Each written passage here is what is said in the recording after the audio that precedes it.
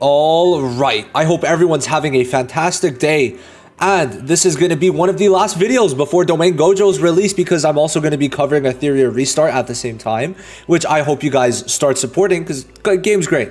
Now, for this video, we're going to have a lot of different topics, do some housekeeping, right? And the first topic is going to be the new code that's going to be giving a pull for Zonji's banner. Now, we're also going to discuss some of the upcoming events that we've also kind of had confirmed, almost like guaranteed. And also more confirmation for Yuta, Geto, and Sukuna's releases. So let's get into that. We're going to start with the code. So it's JJK PP Hafani. Let me know if there's other codes in the comments, and I'll be sure to make more videos on that. And this is going to give us a pull for Zonji. Now, most likely, I do want to give a kind of an update for my global. Like, I'm probably gonna, as you see, I really like putting my time into JP, but managing two accounts just isn't as fun for me. I'm either gonna like just probably like use other people's accounts to showcase some stuff, because I don't really play. It feels very disingenuous to really have my account, so I'm probably gonna use that because I don't really do many videos. And besides that, obviously go crazy on JP, because listen, one floor could take me 5 hours of recording, so we understand how that could be pretty annoying at times, right? Definitely annoying sometimes. I'm adding this part in afterwards, but this is honestly pretty nice. Make sure you log in. You have a lot of time, but just do your daily logins, please, and like go in this pass. I know like there's so many passes now that it might be a bit confusing. However, I would say it's pretty nice, right? You're able to get 1 cube pull, and then 1, 2, 3, 5 pulls total. Now, if you want to buy it, you could. It's still a lot of money. However, it also does give like 6k cubes. So in terms of like value packs, this is the value, right? This is the only packs I personally recommend, like at all, besides dailies. Like if you're a pretty like mid to high spender, this is the pack you get for Zonji for sure. There's probably going to be one for Domain Gojo, however, so if you don't want Zonji, then you don't need to summon for this, because remember, Zonji really is not a necessity, but a Domain Gojo is, I would definitely say. So just want to throw that in there. So now I want to get into this. And that's regarding the timeline of upcoming events. And this is regarding, of course, the half anniversary. So the next banners, as we know, is going to be Domain Gojo. Sorry, Domain Gojo is at the end of November. Domain Gojo, it's going to be Yuta, Miguel, Geto, and then Sukuna is going to count after the half anni, but technically in that time period to where it's still very hype, as we all know. So in terms of the dates, Domain Gojo was confirmed for the 9th. All right, so we know the 9th. And I would say you're free to start summoning right away. However, we know on the 21st, the anniversary units on JP come out. And sometime this week is when we will get, from the 11th to the 17th is when we'll get the stream. So maybe we'll get another Gojo, and then maybe Domain Gojo is obsolete. If you want to wait a bit, go ahead. I like saying this to make sure we understand. Now, after that, it's been confirmed that we're getting something on the 16th. And Nanogenics did a sponsored video. My goat, of course. We all love Nano in this household, okay? And they said there was going to be the team versus team, which is the co-op battle. And guess what that came with? Formidable battle. And guess what happened during the anniversary?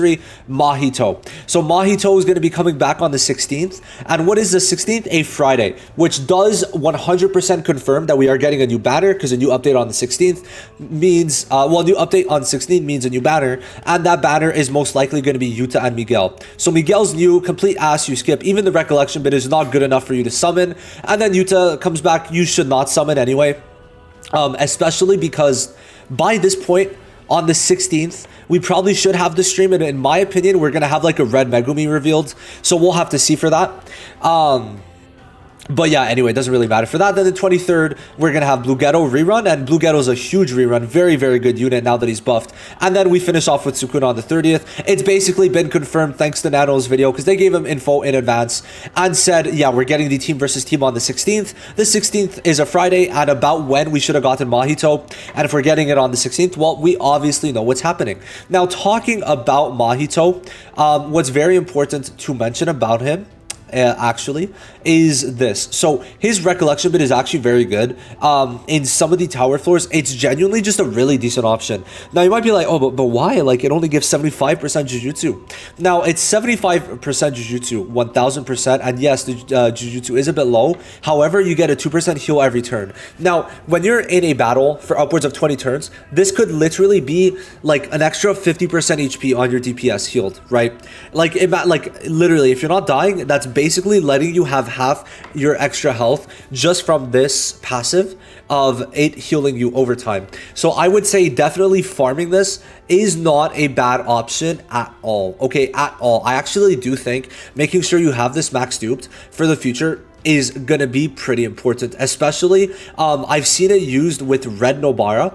This Red Nobara, it was pretty good with her because she doesn't have like damage reduction of any type, right? So letting her get that extra heal and still letting her, it's on the command skill also, and that's really good because it allows her to use it on the skill 3 with the big like 900% damage increase instead of on the ult, which is definitely something important because sure, this is like what, 1370 I think. But this is, how much is it actually? What's the base amount? It's 400 with a 900% damage increase if you do it right. And obviously, you're going to have these buffs too if you do it after the ult. But it does depend in that case. So definitely, I would say with Mahito, this Mahito recollection bit that we're about to get, I think it's already been on global. But obviously, now it's going to be back. So make sure if you didn't get it before, that you do get it now. Now then, also a quick reminder, we're going to be getting the SP boosts soon. So it's not going to be in May, it will be in June, but I think letting you guys know now is important because I do not think you guys should be wasting your chaos crystals on any unit besides SP. Because for example, Nobara takes 3, JOJO takes 6, right? 6 rainbow just to get him buffed. Yuji takes, I think it's 3. Saki, ooh, it's 3. Nobara, I think it's 6. No, it's 9, isn't it? I think it's 9. Yeah, it's 9. You need 9 chaos crystals for Nobara. So it's like these units take a lot.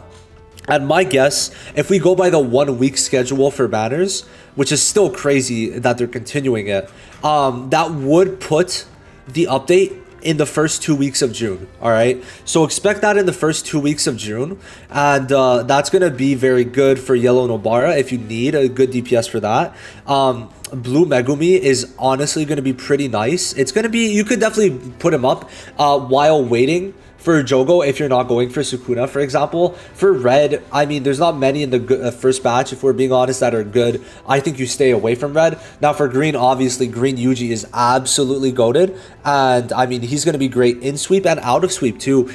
He's one of the premier picks for a lot of the floors from 61 to 80 where you need to use taijutsu units or you need to just like use green in general. He is overall very good. So that is something to consider, and this is something after not analyzing, just looking, just like fucking using my eyes to observe a lot of the content, a lot of the runs that people have been doing. Now, I want to give one last warning before we end off, and that warning is about the 1.5 anniversary. This is going to be the biggest and most impactful power creep because first Annie, or like half Annie on global, the problem with it is the content was not a power creep. Okay, I mean, I did a guide without Domain Gojo or Sukuna, right? I think there was one floor I used the Domain Gojo in, but besides that, it's like I would give 5 team options. So it's like, when you consider that, the content was not a power creep there. However, leading into the 1.5 anniversary, yeah, the towers, the 20 tower floors, and maybe hell, for the 1.5 Annie, what if we get tower floor 100, right?